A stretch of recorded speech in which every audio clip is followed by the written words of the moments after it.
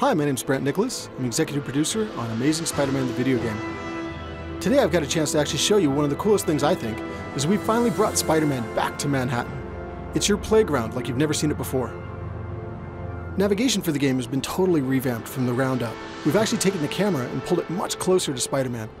As I'm swinging through the city, it actually gives you a much stronger sense of velocity and speed, but more than anything else, you get a sense of vertigo as you're leaping from the top of a skyscraper all the way down to the levels close to the street. One of the things that I actually get to use throughout the game, I've got this cool new Oscorp branded cell phone that I can use to give access to my missions, to show me what's going on in the city. The Osphone actually gives me the ability to tap into police frequencies and get word of all the crimes that are happening throughout Manhattan. We've actually got petty crimes that are happening throughout the city at all times, whether it's car chases, bank heists. It's constantly happening throughout the city and it changes over the course of the game. One of the things I'm going to show you real quick is I'm going to jump in and help a civilian who's actually getting accosted by some thugs. So watch for a sec while I actually take these guys out.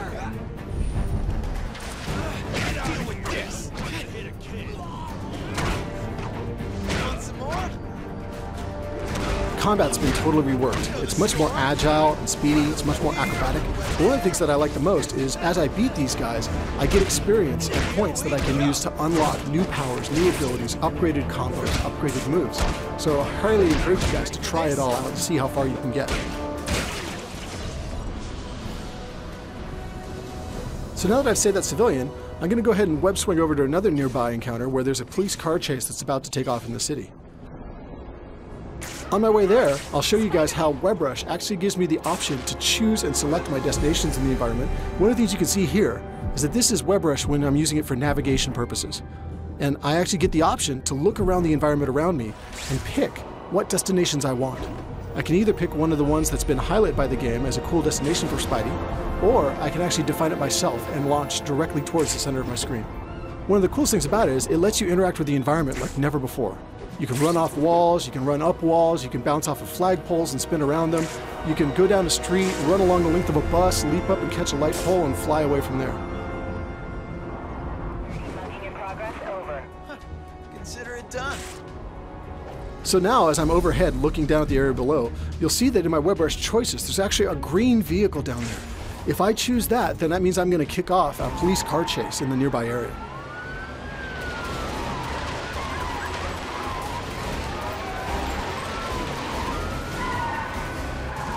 So now as the car chase gets underway, and I kind of get an idea for the environment that's taking place in, watch now as I use a combination of web swing and WebRush and web shot to take these thieves out of action.